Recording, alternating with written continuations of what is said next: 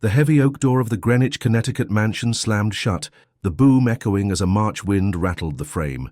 In the living room, on a Persian rug larger than an entire city apartment, 7-year-old Anthony, everyone called him Tony, was fighting for breath like a bird trapped in a cage.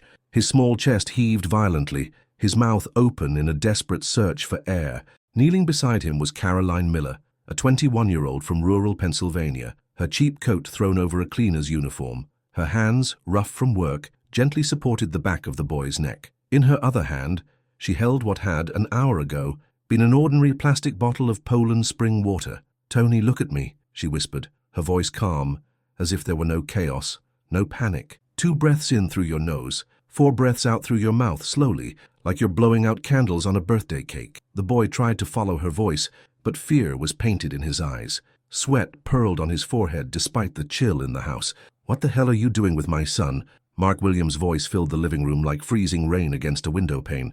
The man, in a suit worth more than Caroline's annual salary, stood in the doorway, his face a mask of anger and terror. Caroline didn't even lift her head. "He's having an asthma attack," she said matter-of-factly. "The inhaler chamber broke. I made a makeshift one from the bottle." "A makeshift?" Mark snatched the improvised spacer from her and pulled his son toward him with such force that the fabric of his suit jacket groaned. "You're a cleaner, not a doctor." He pressed a button on the wall. Immediately, Mrs. Helen, the housekeeper with 30 years of service, appeared. Her presence always meant things were serious. "Call the nanny and get Dr. Newman on the phone. Now." Tony reached a hand toward Caroline, his voice breaking. "Please, I can breathe better with Aunt Caro. Aunt Caro." The words hung in the air between the crystal chandeliers and the gold leaf frames displaying photos of ribbon cuttings for Williams' development properties. Caroline folded her hands in her lap, as if trying to shrink into herself, and stood up, ready to disappear into the shadows like a ghost. Dr. Newman's calm voice, which had served this family for years, came through the intercom. "Salbutamol, 2 puffs every 20 minutes, seated position, torso leaning slightly forward. If his condition doesn't stabilize, call an ambulance, and please no experiments." That last remark had no specific addressee, but it settled on Caroline's shoulders like wet snow. No experiments. The house seemed to nod in silent agreement, as if it had its own opinion. Caroline woke at 5 a.m. as she had since she was 12, when she helped her mother, Mrs. Sophia, an asthmatic as stubborn as she was loving, cope with her morning breathlessness in the cold of their rural Pennsylvania home. She put on a wool hat from her bag, braided her hair, and slipped on worn-out sneakers.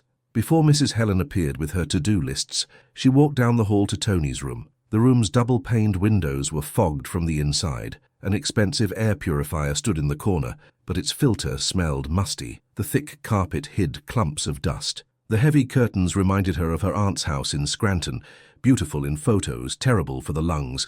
Without a sound, Caroline carried the carpet out, to be beaten, folded the curtains, wiped the baseboards with a damp cloth, and cleaned the purifier's filter, scrubbing it gently in the sink as if restoring freshness to a pair of lungs. On the nightstand sat a jar of soap bubbles she'd bought at the Dollar General. She smiled to herself, her secret weapon. Tony woke at 7, at dawn. He was coughing less than the night before. Caroline appeared with the jar. "Bubble game," she said quietly. "Whoever makes the biggest bubble gets to pick the music for breakfast." "Music?" The boy's eyes widened in astonishment. "Classical. Classical counts, everything counts." She blew first, slowly to show him. The boy mimicked her, too hard on the first try. The bubble popped on the end of the wand. Caroline laughed with him. Laughter, she'd learned from Mrs. Sophia, is a kind of airway that opens the path. "What's going on in here?" Mark's voice, now starched by his suit, cut through the air like a knife. Behind him stood Agnes, his wife, distractedly scrolling through her phone, discreet rings on her fingers that cost more than the entire Greyhound bus Caroline had taken from Pennsylvania to New York. "Mr. Williams, we were just nothing," he interrupted, without raising his voice. "My son's room is not a playroom." He glanced at the jar with disdain. "And please maintain your distance during medical procedures. If I see this," he searched for the word, "experiment again, you'll be on a bus back to your village today." Caroline nodded. She put the jar away. She swallowed her anger like a pill without water. That evening, a business dinner was scheduled. Mark liked to announce figures at the table, with wines that spoke French and American dishes, prepared with the precision of a Michelin-starred Boston restaurant. Clear beef consommé, gourmet mac and cheese with a golden crust, and warm apple pie to finish. Guests arrived in expensive coats, A string quartet played Mozart as softly as a well-mannered conversation. Caroline moved with a tray as if she were invisible. That was her greatest skill. She overheard snippets of conversation, new development on the Upper East Side, a contract with the Department of Transportation, profit margins in euros. In one corner, Tony appeared, hiding behind the grand piano, fascinated by the wine glasses. He wanted to show his father the bubble technique. "Look, Dad, Aunt Caro and I can—" "Upstairs, Tony," Agnes commanded without looking up. The pediatrician left instructions. No excitement. "But I—" "Now?" Mark didn't even glance at him. Caroline took a half-step forward, an instinct in her body, and received a look like a spear in return. "Please serve the wine." The please carried the weight of "shut up." Later, in the kitchen, Mrs. Helen entered silently. The nanny left early. A headache. "You'll be with the boy for his tea and inhalation." She delivered the instruction with the chill of someone who doesn't pick sides. She picks a salary. Caroline went upstairs with a tray. In the hallway, the clock of a nearby church chimed 8, the sound muffled by fresh snow. Tony was coughing, his face buried in the comforter. "Chamomile tea with honey," she said, propping him up. And then, "Bubbles?" Quietly. Tony smiled. His chest still felt like a congested road.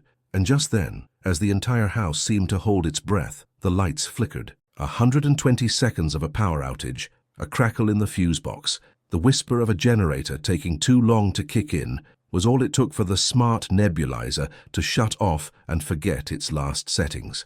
Tony began to claw at the air, first like someone losing rhythm, then like someone losing the path. Caroline scanned the room. The new spacer, bought that morning, was still in a bag in the chauffeur's car. The rescue inhaler, in a drawer. She pulled it out. The mouthpiece was missing. She ran to the kitchen like an arrow, grabbed a bottle of Dasani, cut off the bottom with a knife, sealed it with tape from the tool drawer, and rinsed it with hot water. She ran back up. She found Mark in the doorway, 3 guests behind him, their phones raised like torches. "What's wrong with the boy?" one asked in English made harsh by a man who spent half his time in Zurich. "A crisis," Caroline said, already placing the bottle's neck to Tony's lips. "Tony, look at me." 2 in through the nose, 4 out through the mouth. She pressed the canister. "Hold it, release slowly." Another puff. "Brave boy, my brave boy." "You will not," Mark started, and the sentence itself gave up in midair. He watched, helpless, as her hands drew out the time his son needed. He saw the small chest relearning its path. He saw the color returning to his cheeks. When the paramedics entered the room, siren off so as not to scare anyone, the EMT examined the boy and nodded at the makeshift device. It worked. He looked at the bottle. "Keep it clean. Change your air filters. Get rid of the carpets. And no strong scents." He turned to Mark professionally. "If you had waited any longer, this would be a different conversation." The silence that followed was as heavy as wet snow. Agnes, white as the walls, grabbed the doorframe. "Thank you," she whispered almost inaudibly. To no one and to everyone. Mark ran a hand over his face, pushing away decades of certainty. "Thank you," he said, looking Caroline in the eye for the first time. But really, everything was just beginning. Chapter 2. The next morning, there were no speeches. There was a truck. 2 crews arrived to remove the carpets and heavy curtains. A ventilation company brought new HEPA filters, cleaned the ducts, and reprogrammed the purifier. Mrs. Helen paced nervously, like someone losing control of the map of her own world. The nanny resigned via text message, atmosphere too tense, and vanished. Caroline served black coffee to Mrs. Helen, tea to Agnes, and warm milk to Tony. She offered no advice. She didn't have to. At 8 a.m., Mark appeared in his son's room in his socks, his leather shoes left behind. He sat on the floor next to the quiet purifier and looked at the jar of bubbles Caroline had brought. "Teach me," he said, a whole sentence without any ironclad periods. Tony laughed and blew. A bubble grew, round and shimmering, floated up, and popped on his father's fingers. They laughed together. Laughter is air, but a mansion and its world don't convert in 2 days. That evening there was an emergency meeting with the directors. Between spreadsheets and cheese plates, an old advisor, Mr. Lester with a tightly knotted tie and a loosened ego, decided to make a joke. "I heard we saved the Williams heir with a bottle from the supermarket." He chuckled, snapping his fingers at a waiter like a dog. "That's a good marketing story, Mark. Homegrown sustainability." Caroline was passing with a tray. Blood rushed to her ears. Mark took a breath, looked at his own son, who was sitting on the now bare floor building houses out of blocks. "Yes, we'll put it in the report," he said quietly. "And we'll add this. a review of ventilation and air quality in all residential projects, starting with daycares and schools, effective in April. He turned to Caroline, surprising everyone. Caroline, could you write down the name of the filtration company that was here today? I want a quote for 3 housing developments. The tray felt lighter in her hands. On Sunday, the bells of a nearby church rang at noon. Agnes had a habit of going early to light a candle before a statue of the Virgin Mary. She returned with eyes that seemed to see further and called Caroline out to the terrace. She began without pomp. I'm scared.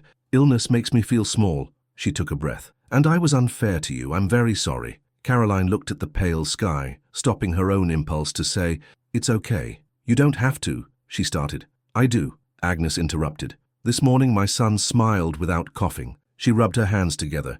That's priceless. He did it himself, Caroline said. I just reminded him of the path. The new life took on the shape of a routine. Early morning, simple exercises, staring at a fixed point, slowly exhaling, lips like you're blowing out a candle, hands on the ribs to feel the lungs expanding, warm tea, clear chicken broth, no strong scents in the house. Caroline learned new words from the respiratory therapist Mark hired, a Ms. Martin, perfectly calm, who took notes on everything. Ms. Martin, in turn, learned survival tricks from Caroline that weren't in textbooks, how to turn a hot bath into a fearless inhalation session, how to use a glass of water to practice blowing, how to speak slowly without being infantilizing. Late one afternoon, Caroline was returning from the 7-Eleven with bread and milk when she saw Tony sitting on the marble steps, his gloved hands pretending to be ferns.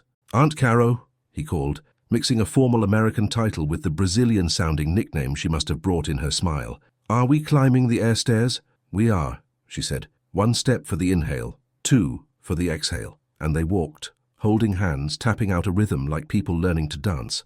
Mark appeared at the top of the stairs without his jacket, his shirt sleeves rolled up, with the expression of someone who had just disarmed an army within himself. Caroline, he called, and there was no ice in the word. I'd like to formalize. He bit his lip, searching for the right path. Your role here is more than just cleaning. If you agree, I want you to be Tony's respiratory routine coach, with a contract, a training course, a proper salary, set hours, and the right to real days off. He lowered his voice slightly. This isn't charity. You've earned it. Caroline remembered the room back in Pennsylvania, the cracks where the winter wind crept in, her mother arguing with the insurance company over medication, the Greyhound bus that brought her to New York, the Craigslist ad with a single sentence, family seeking housekeeper. She held the yes in her chest for a second, like someone holding a prayer so it wouldn't spill. I accept. Not everything became a story tied with a bow. There were days of regression, a week of thick fog in the city, bad smog when Tony's condition worsened, and the whole house seemed to be breathing hail.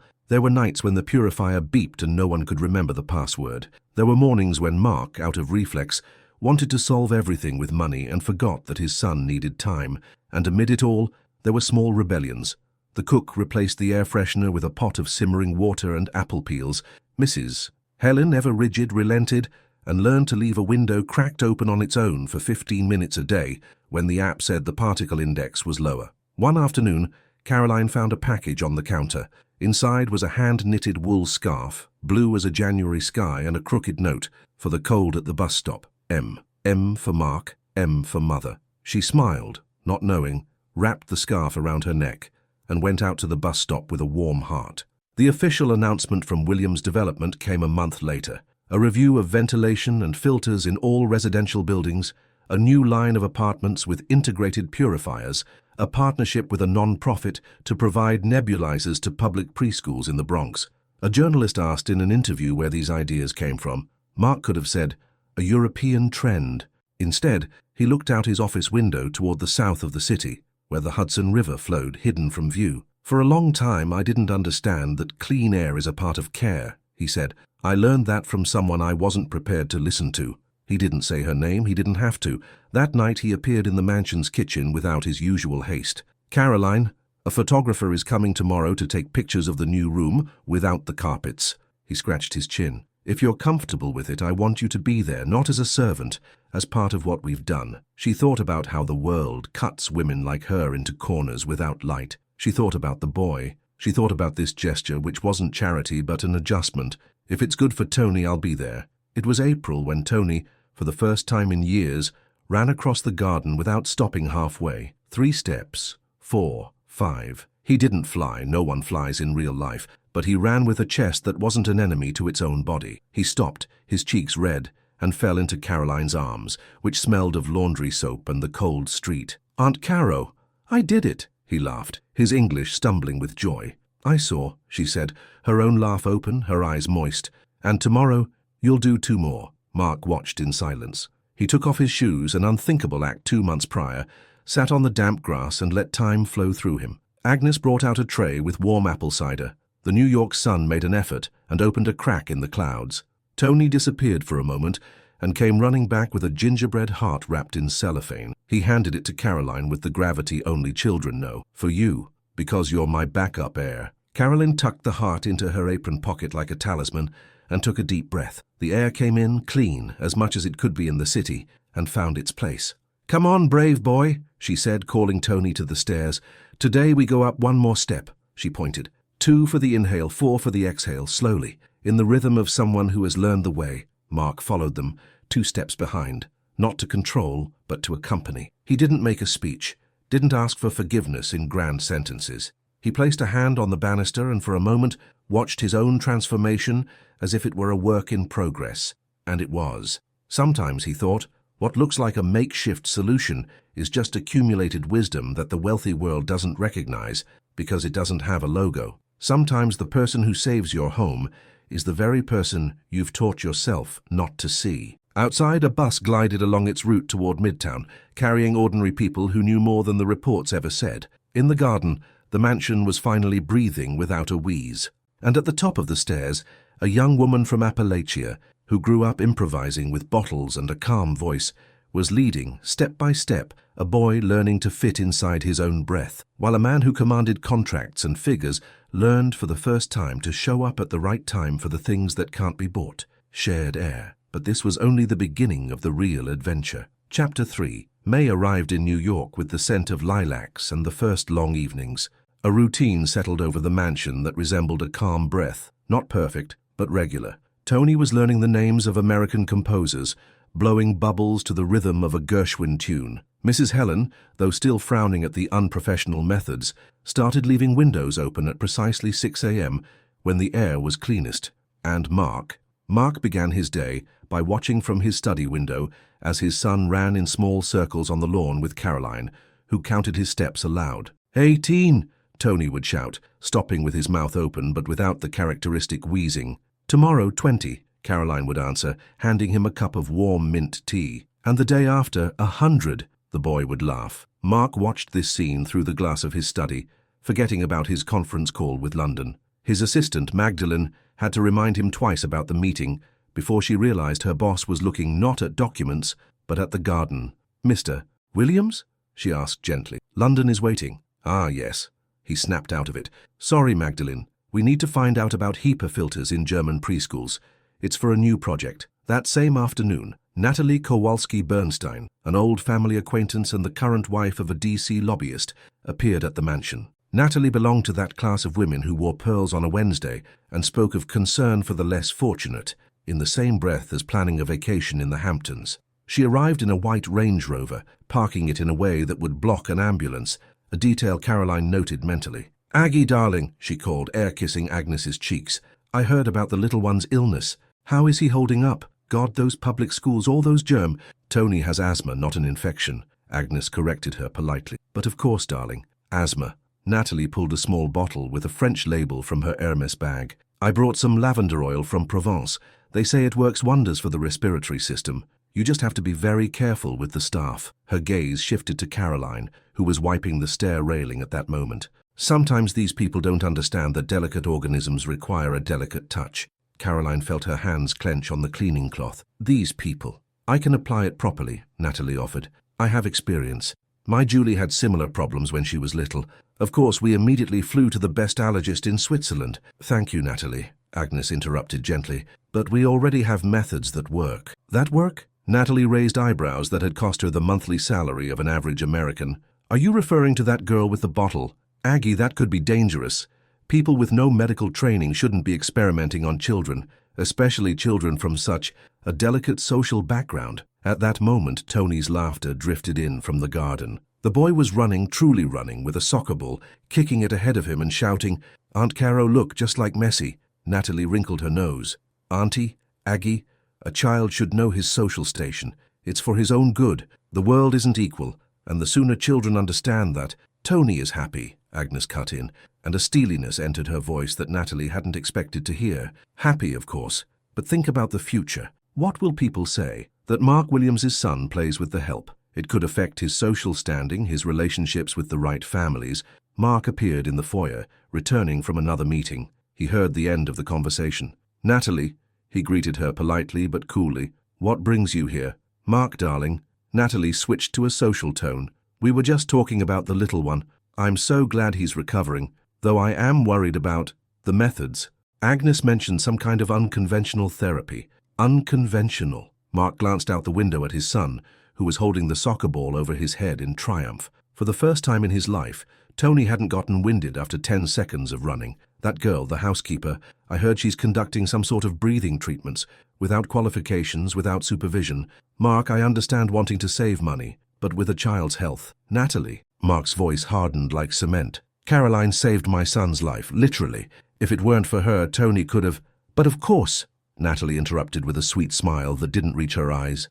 "I'm not questioning her good intentions, but now that the crisis has passed, perhaps it's time to think about professional care. I know a wonderful agency in London. They train nannies who specialize in respiratory conditions, people with real certifications, with recommendations from the best families in Europe." Just then Tony ran into the foyer, his cheeks flushed from exertion, but his breathing even. "Dad," he called out, "want me to show you how Aunt Caro taught me to breathe like a lion? You can make a scary sound, but it's good for your lungs." "A lion," Natalie grimaced as if she had swallowed something sour. Tony stood proudly and let out a long, deep rah sound that did indeed sound like a lion's roar. His father couldn't suppress a smile. "That's great, son." "Mark," Natalie tried again, "don't you think the boy should be learning more refined breathing methods? He's a businessman's son, after all, not some country bumpkin."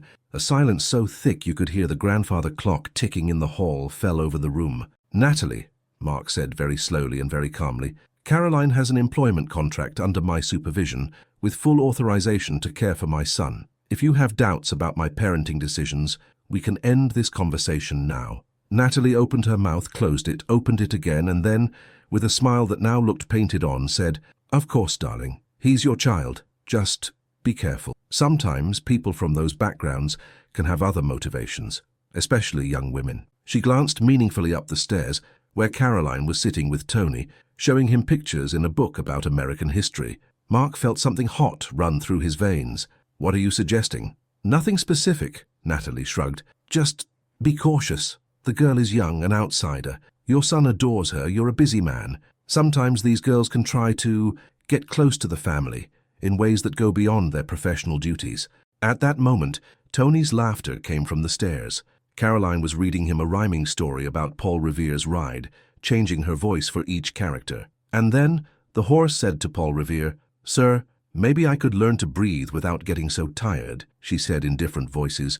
And Paul Revere said, "Of course, Mr. Horse, you just have to practice," Tony answered, giggling. Mark listened to their voices, and suddenly everything became clear. This wasn't a girl trying to get close to the family. This was a person who was breathing with his son, someone who couldn't afford any calculations, only to be there where she was needed. "Natalie," he said quietly, "I think it's time for you to go." After Natalie left, the house seemed distinctly brighter. Agnes came and stood by her husband. "She'll be back," she said simply. "I know, with other ideas, and with other people who will share her opinions." Mark nodded. He looked up the stairs where Caroline was helping Tony make his bed. Her movements were calm, confident, unhurried. She wasn't playing a role. She wasn't pretending to be anything. She was just herself. And it was in that moment he realized that for weeks he hadn't been able to stop thinking about her. Not as an employee, not as his son's savior, just as Caroline, as a young woman with dark eyes who laughed with his son, who wore the blue scarf he'd bought without asking himself why, who smelled of soap and mint, and who made this big cold mansion feel like a real home. The discovery was as unexpected as an asthma attack, but this time it was Mark who was left breathless. Outside, dusk painted the sky violet, and the first lights came on in the mansion. Tomorrow was supposed to be another day of routine. Tea at 7, breathing exercises, Maybe a walk to Central Park if the air was clean enough. But Mark already knew that nothing would ever be the same. Because sometimes you discover your world has changed, not in a single dramatic moment, but in 1,000 quiet ones when you weren't paying attention. And then the phone rang. Chapter 4. The phone rang for a long time, cutting through the evening tranquility of the mansion like a shrill whistle. Mark answered, expecting another contract or a message from the office. Instead, he heard an official-sounding voice, as stiff as a downtown business suit. "Mr. Mark Williams, I'm calling from the Connecticut Department of Children and Families. We've received a report concerning unprofessional medical care of a minor at your residence." Mark felt the ground drop out from under him. "Excuse me? Someone has reported that an individual without medical qualifications is conducting respiratory procedures on your son. We need to conduct an investigation. Tomorrow, 10 o'clock. "But that's—" Mark stopped. He knew exactly who had filed the report. "Our caregiver is only assisting with daily exercises, under a doctor's supervision. We will determine that during our visit, Mr. Williams. Good day." The line went dead. Mark stood in the foyer, holding the phone like a weapon that had just backfired in his face. From the kitchen, he could hear Caroline's voice singing some Appalachian lullaby to Tony. For the first time in months, his son was laughing without breathlessness, and now, what happened? Agnes appeared beside him, her face instantly hardening with worry. "An investigation. CPS, tomorrow. Someone reported us." They didn't have to exchange names. They both knew. The next morning at 9:30, a black sedan pulled up in front of the mansion. A middle-aged woman in a navy pantsuit got out, carrying a briefcase that looked like a weapon. A young man with a notepad followed her, his eyes darting nervously over the facade of the house, as if estimating the cost of every brick. "Mr. and Mrs. Williams? I'm Barbara Kramer from DCF, and this is my assistant, Mr. Davis. We understand you're conducting an illegal medical practice here. Please come in," Mark said, opening the door, trying to remain calm. "But there is no medical practice taking place here." Ms. Kramer was not swayed by politeness. She entered the living room like a general onto a battlefield, looking critically at the interior. "Where is the individual conducting these procedures?" At that moment, Caroline came down the stairs with Tony. The boy was holding her hand and laughing at something she'd said. When he saw the strangers, he hid behind her skirt. "This is Caroline Miller," Mark introduced her. "My son's caregiver." "I see." Ms. Kramer opened her briefcase and pulled out a form. "What is your medical background?" "I don't have one," Caroline answered calmly. "I'm a caregiver. And yet, according to our information, you administer inhalants, prescribe breathing exercises, and use non-standard medical equipment. That constitutes practicing medicine without a license. It's punishable by a fine or even imprisonment." Tony clutched Caroline's skirt tighter. He didn't understand the words, but he felt the tension in the air. "Mum," Mark spoke up, "all of her activities are supervised by our family physician, Dr. Newman. Please check the records." "We will. But first, I want to see what procedures are being conducted." "No procedures," Caroline said quietly. "Just breathing exercises which were recommended by a physical therapist. Show me this." "Medical equipment." Caroline looked at Mark, who nodded. She went to the kitchen and returned with the Dasani bottle, modified into an inhaler spacer. "This." She held it out. Mr. Davis scribbled furiously. Ms. Kramer took the bottle, examining it from all angles as if it were a piece of evidence from a crime scene. "This is unhygienic and dangerous. Using makeshift tools on a child with respiratory problems could lead to serious complications." "That tool saved my son's life," Mark said, trying to control his voice. "Do you have medical proof of that?" Just then the doorbell rang. It was Dr. Newman arriving for Tony's routine checkup, unaware of the DCF inspection. He walked into the living room and immediately sensed the atmosphere. "What's going on?" Ms. Kramer introduced herself and explained the reason for her visit. Dr. Newman, an elderly man with a gentle demeanor but steel-like eyes, listened in silence. "I see," he said when she finished. "And have you reviewed my recommendations for this family?" "What recommendations?" "The ones in Anthony's medical file, where it is clearly stated that Ms. Caroline Miller has been authorized by me to conduct daily breathing exercises under my supervision." Dr. Newman opened his bag and took out a thick folder. "Here, you'll find all the entries from the last 2 months. Ms. Kramer flipped through the documents, her brow furrowing deeper and deeper. "But this makeshift device, that makeshift device," the doctor interrupted, "was used in a life-threatening situation when the professional nebulizer failed. Ms. Miller acted in accordance with standard emergency procedures. Any paramedic will confirm that an improvised spacer from a plastic bottle is a standard method in an emergency. But she's not a paramedic." "No, But she is the person who, before me and before you, saved this child's life. Dr. Newman looked at Ms. Kramer with an expression that left no doubt about his position. And now, if you'll excuse me, I'd like to examine my patient. Ms. Kramer and her assistant stayed for another half-hour, taking pictures of Tony's room, inspecting the air purifiers, noting every detail. Finally, Ms. Kramer signed a report and said to Mark, "We found no irregularities this time, but we urge you to be cautious, and please remember, any medical procedure, no matter how minor, should be performed by a person with the proper qualifications." When they left, a silence fell over the house like the calm after a storm. "Who reported it, Doctor?" Newman asked. "We know who," Mark answered grimly. That evening, Caroline sat in her small attic room, looking out the window at the lights of the city. She felt tired, not physically, but deep inside. She knew this was just the beginning. People like Natalie don't give up after the first defeat. Someone knocked on her door. It was Mark, without his jacket, in a simple shirt, holding 2 cups of tea. "May I come in?" She nodded. He sat in the only chair, she on the bed. For a moment, they drank their tea in silence, listening to the sounds of the city. "I'm sorry," he said finally. "It's not your fault." "It is. I should have expected Natalie would do something like this. I should have protected you." Caroline looked at him surprised. "Protected? Mr. Williams, Mark, just Mark." He set his cup on the small table. "Caroline, I want you to know that—" He broke off, searching for the words. "I mean, it's not just because of Tony. It's important to me that you're here." He said it so simply that the words hung between them like a bridge neither was quite ready to cross. "Tony loves you," she said finally. "I know, but this isn't just about Tony." Mark looked into her eyes. "Since you've been here, this house, it's alive. For the first time in years, I feel like this is a real home, not just an expensive piece of property." Caroline felt her heart beat faster. This was dangerous territory. She was a girl from a small town in Pennsylvania who cleaned houses for rich people. And he was Mark Williams, a millionaire who was building half of New York. "Mr. Williams, Mark," she corrected herself. "This can't—" "Why not?" "Because and you're the woman who saved my son, and who taught me that the most important thing in this house isn't the gold faucets, but whether everyone can breathe easy." He stood and walked to the window. "I'm not asking you for anything. I just want you to know how I feel." Outside the window, New York glittered with a million lights. Somewhere downtown, Natalie was likely plotting her next attack. Somewhere in Appalachia, Caroline's mother was saying her evening prayers for her daughter. And here, in this small room under the eaves, 2 people from different worlds were discovering that sometimes love arrives as quietly as a breath you can't hear, but can't live without.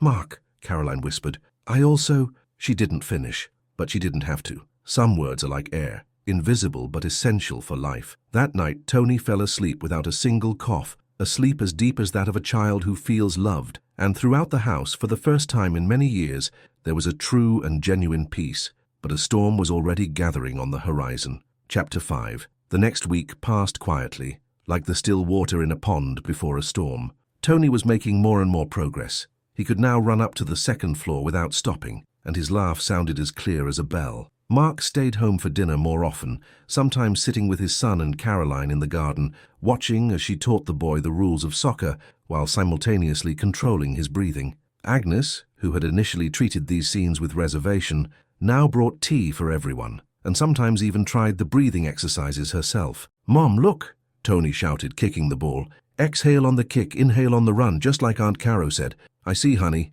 Agnes would smile, and her glances toward Caroline grew warmer, as if she finally understood that this young woman was not a threat, but a blessing. But the peace proved to be an illusion. On Thursday, as Caroline and Tony were returning from a short walk in Central Park, 2 cars were parked at the mansion's gate. She recognized one, Natalie's white Range Rover. The other was unfamiliar, a black Mercedes with diplomatic plates. "Aunt Caro, who is that?" Tony asked, instinctively clinging to her hand. "I don't know, sweetie, but don't worry." In the living room, they found a small gathering. Natalie sat in an armchair like a queen on her throne, next to an elegant woman in her 50s with distinctive features suggesting a Northern European origin. Mark and Agnes sat opposite them, their faces as taut as violin strings. "Ah, finally!" Natalie stood up with a theatrical gesture. "Caroline, meet Ms. Ingrid Larsson from the Swedish Agency for Child Welfare. Ms. Larsson specializes in cases of improper care of minors." Caroline felt the ground begin to shift beneath her feet. Tony squeezed her hand tighter. "Ms. Miller, Ms. Larson spoke with an accent, but her English was quite fluent. We received an anonymous tip about a possible threat to the health and emotional development of a child in this home. What threat? Caroline heard her own voice as if from a distance. Inappropriate emotional contact between a caregiver and a child, creating an unhealthy dependency. The use of unverified therapeutic methods.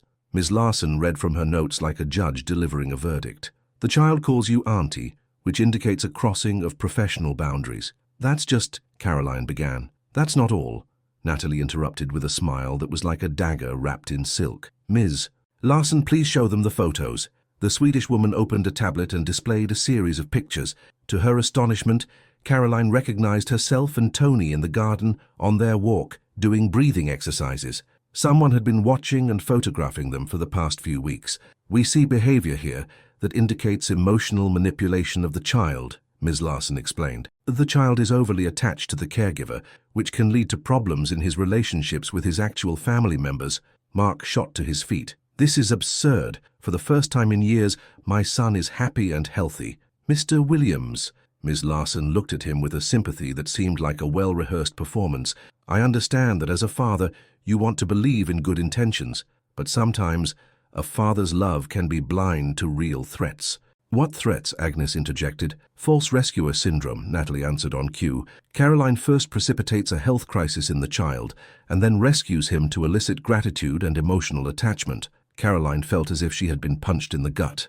That's not true, she whispered. Can you prove that you did not deliberately provoke the child's asthma attack? Ms. Larson asked coolly. A silence so profound fell over the living room that the ticking of the grandfather clock in the hall was audible. Tony looked at the adults with wide eyes, not understanding the words, but sensing that something terrible was happening. Mommy, he whispered to Caroline. You see? Natalie triumphed.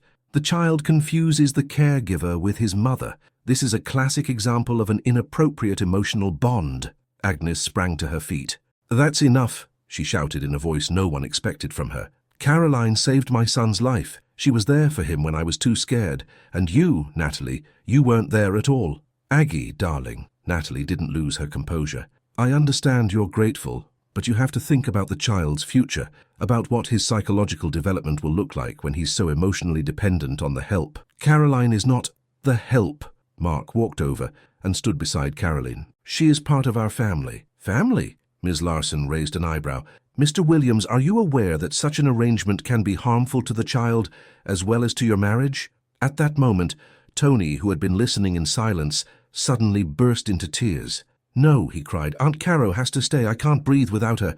I'll be scared without her. He threw himself at Caroline, wrapping his arms around her legs. Caroline automatically stroked his head, but her heart was breaking into a million pieces. She could see Ms. Larson noting every gesture, every word. This is precisely what we're talking about, the Swedish woman said to Mark. The child is in an unhealthy state of emotional dependency. This could affect his entire life. Natalie stood up and walked over to Tony. Tony, sweetie, she said in a sugary voice, I know you like Aunt Caro, but sometimes adults have to make difficult decisions, and Aunt Caro might not be able to stay with you forever. Tony looked at her with such terror that even Ms. Larson frowned.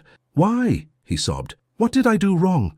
Nothing, sweetie, Caroline whispered, kneeling beside him. You did nothing wrong. But why is that lady saying you're going to leave? Caroline looked at Mark, at Agnes, at Natalie with her cold smile, at Ms. Larson with her professional indifference. She knew it was over. She could fight for herself, but she couldn't subject Tony to this suffering. Tony, she said, trying to keep her voice from trembling, sometimes grown-ups have to part ways, but that doesn't mean they stop loving each other. No, the boy screamed. I want you to stay. I can't breathe without you. And then something unexpected happened. Tony, in his desperation, began to gasp for air. But this time, it wasn't an asthma attack. It was a panic attack. I can't, he panted, tears streaming down his face. All the adults stared at him, stunned. Natalie took a step back, suddenly looking unsure. Ms. Larson stopped taking notes. Tony, look at me, Caroline said, kneeling beside him. Remember what we practiced? Breathe with me. But you're going to leave. I'm here now, and right now we're breathing together. Come on. She took his small hands in hers. 2 breaths in, 4 breaths out, slowly, like a lion calming down. Tony tried to follow her voice, but the panic wouldn't subside. Aunt Caro, promise you won't leave. Caroline looked at Mark. In his eyes, she saw something she didn't expect to see. Determination. "Ms. Larson," Mark said coldly, "I think you've seen enough. Please leave my house." "But," Natalie began, "immediately." Mark walked to the door and opened it. "And you are no longer welcome here." Ms. Larson packed her documents, looking surprised by this turn of events. "Mr. Williams, this doesn't solve the problem. The problem that you created," Agnes said, standing beside her husband. "My child has been happy and healthy for the first time in years. If you call that a problem, then I don't understand what you mean by the well-being of a child." After Natalie and Ms. Larson left, a strange silence filled the living room. Tony was still kneeling by Caroline, his breathing slowly returning to normal. "Is Aunt Caro staying?" he asked in a small voice.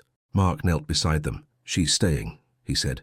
"If she wants to stay." Caroline looked at him, at Agnes, at Tony. This house had become her home, this family, her family. But she knew Natalie wouldn't give up. There would be other attacks, other attempts. "Mark," she said quietly, "they won't stop." "I know." Mark touched her face. "But this time, you won't be fighting alone." Outside, the sun was sinking behind the clouds, heralding another storm. But in the living room by the 20th century fireplace, 3 adults and 1 child were forging something that no amount of money could buy. A real family, ready to fight for each other. And in the now empty black mailbox, a letter was waiting that would change everything. Chapter 6. The letter sat in the mailbox for 3 days before Mrs. Helen found it. It was a plain white envelope, with no return address, but postmarked from the law firm of Kowalski and Partners.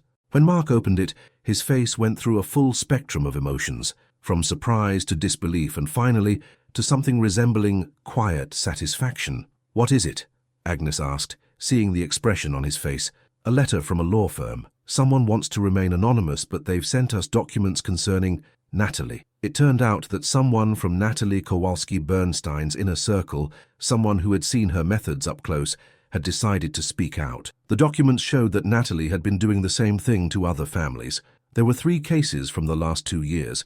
Wealthy families who had allowed themselves a bit more closeness with their staff were targeted by Natalie and her network of contacts in various agencies. In each case, the goal was to destroy reputations and force the dismissal of inconvenient employees. "She has a system," Mark read aloud. "First she gathers information, then she makes accusations using her contacts in government offices. But why?" Agnes couldn't understand. "It says right here," Mark pointed to a section of the document. "Natalie runs a domestic staffing agency. For every replacement she places in a wealthy home, she collects a monthly commission. The more people she gets fired, the more she makes on new placements." Caroline, who had been sitting in silence, felt a mixture of relief and outrage rise in her stomach. "She did all that for money," she whispered. "Not just for that," Mark replied, reading on. "It says here, her husband, the lobbyist, needs influence within DC agencies. Forcing decisions on officials is a way to build a network of dependencies." At that moment, Tony ran into the living room, holding a colorful drawing. "Aunt Caro, I drew us, look." He showed her a piece of paper where 4 figures held hands under a big yellow sun. "This is you, this is Dad, this is Mom, and this is me. And we're all breathing together." Caroline took the drawing, her eyes welling with tears. At the bottom of the page, Tony had drawn what looked like a big cloud with the words, "Healthy air for everyone," written inside. "It's beautiful, sweetie," she said, hugging him. "But you're crying." "Those are happy tears," Mark explained, sitting beside them. "Sometimes grown-ups cry when they're very happy." The following week brought a series of events that changed everything. The documents concerning Natalie were sent to the district attorney's office. Ms. Larson received an official letter from the State Department requesting an explanation for on what grounds she had interfered with an American family. 3 other families who had fallen victim to Natalie's scheme contacted lawyers with their own evidence. But the most important event took place on Thursday evening, after Tony had gone to bed. Mark knocked on Caroline's door, holding a small box in his hand. "May I come in?" "Of course." He sat beside her on the bed, just as he had several times before when they talked about the day, about plans for Tony, about life. But this time, something was different. "Caroline," he began, his voice trembling like a teenage boy's, "these last few months have taught me something I never knew before." "What's that?" "That a home isn't marble staircases or gold faucets. A home is people who care for each other. A home is you, getting up at 5 in the morning to give Tony the best possible air to start his day. A home is the way my son laughs when he's with you. A home is—" He paused, searching for the words. "You are my home." Caroline felt her heart beating so hard it seemed to echo in the room. "Mark, I know we come from different worlds. I know people will talk, but does any of that matter? He opened the box. Inside was a simple, beautiful ring with a small diamond. I'm not asking you to be my trophy wife. I'm asking you to be my wife. Just that. The person who will build a real home with me. For Tony. For us. Caroline looked at the ring, then at Mark, then back at the ring. Her mind was a whirlwind. Voices from back home saying, "Remember where you come from." Her mother's voice warning her about city men, but also the voice of her heart, which said one thing, yes. What will Agnes say? She finally asked. She already knows. It was her idea that I come to you tonight. Mark smiled. She told me, and I quote, "If you don't propose to that girl, I'm going to do it myself." Caroline burst out laughing through her tears.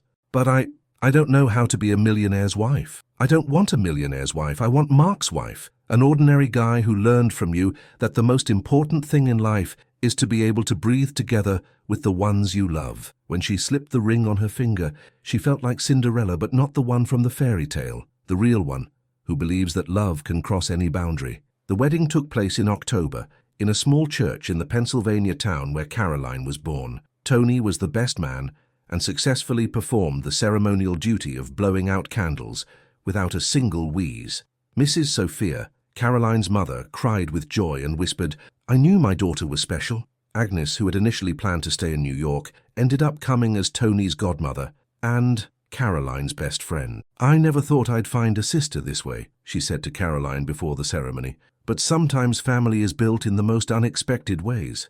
After the wedding, they all lived together in the mansion, which was remodeled. Caroline's attic room was turned into a library, and she moved into the master bedroom with Mark. Tony got a new room with even better ventilation and an east-facing window, so he could wake up every day with the first rays of sun. Williams Development launched a new project, building communities with ventilation systems designed specifically for people with respiratory issues. Caroline became a consultant for residential air quality, and her stories with Tony became the basis for training care staff across the country. "People think saving a life is some dramatic event," she said during a lecture at a New York medical school. "But the truth is, you save lives every day with small gestures, with patience, and by simply being there where you're needed." Natalie was sentenced to 2 years of probation for fraud and extortion. Her agency was shut down, and her husband lost his lobbying firm. Ms. Larson returned to Sweden, where she faced a disciplinary hearing. But the most beautiful thing was what happened with Tony. The boy not only conquered his asthma, he became a true advocate for healthy air for everyone. At age 8, he started a club at school called the Junior Air Guardians, which taught other kids breathing exercises and how to care for the environment. "Dad," he said to Mark one evening, "can we build a school where all the kids with asthma can learn to breathe like me?" "Of course, son." Mark looked at Caroline. "What do you think, Mama Caro?" Mama Caro, those words sounded like the most beautiful music in the world. A year later, as Tony was teaching his little sister Sophie her first breathing exercises, "Look, Sophie, 2 in through the nose, 4 out through the mouth," Caroline sat in the mansion's garden and looked at her family. Mark was grilling sausages, humming a folk song under his breath. Agnes was making a salad and laughing at something Tony said. Mrs. Helen, who never officially admitted it, but had been secretly cheering for this whole story from the beginning, was setting the table with the expression of someone who was finally working in a real home. "Everything okay?" Mark sat beside her, kissing her forehead. "More than okay," Caroline replied, resting her head on his shoulder. "Sometimes I think this is all a dream. If it's a dream, then I don't want to wake up." As the sun set and the family sat down for dinner on the terrace, Tony stood up and raised his glass of apple juice. "I'd like to make a toast," he said very seriously, "to Mama Caro, who taught us all how to breathe, to Dad, who learned to listen to his heart, to Grandma Agnes, who's the best in the world, to Sophie, who already breathes like a champion, and to Mrs. Helen, who makes the best mac and cheese in all of Greenwich. And to you, brave boy," Caroline added, raising her wine glass, "because you were the first one to believe that you could breathe freely." That evening, after everyone was asleep, Caroline went out into the garden. The crescent moon shone like a smile, and a warm light glowed from the windows. She thought of her mother in Pennsylvania, now living in a new little house with the best ventilation in the whole county, a gift from her new city grandchildren. She thought of the children who would get a chance at a healthy breath thanks to Mark's program. She thought about how sometimes the most beautiful stories begin with a simple gesture from a person who is just there where they are needed. In the house behind her, her family was sleeping, her real family, built on love, trust, and hundreds of small, everyday miracles. And she, the girl from Appalachia, who taught the city how to breathe, knew that sometimes the most important thing in the world is simply to be beside someone and count together. 2 breaths in through the nose, 4 breaths out through the mouth, the rhythm of a life shared with those we love. We hope the story of Caroline and little Tony has touched your hearts as much as it has ours. It's a story about how true love knows no social boundaries, and how the most precious gifts are often the ones we give without expecting anything in return. If you want to keep hearing stories like this about human strength, dignity, and quiet heroism, please subscribe to our channel and give this video a thumbs up. In the comments, share with us which moment in this story moved you the most. Perhaps one of you has a similar story about a person who changed your life with their kindness. Every day we tell stories that prove goodness exists, that love can overcome all barriers, and that sometimes the heroes are the ones the world usually overlooks. We look forward to reading your words in the comments, because every one of your stories is an inspiration for our next one. Remember, sometimes all it takes is one act of kindness to change someone's life, and maybe, just maybe, you are someone's quietly breathing angel. Think about it and share your thoughts. See you in the next story that shows the world isn't as bad as it sometimes seems.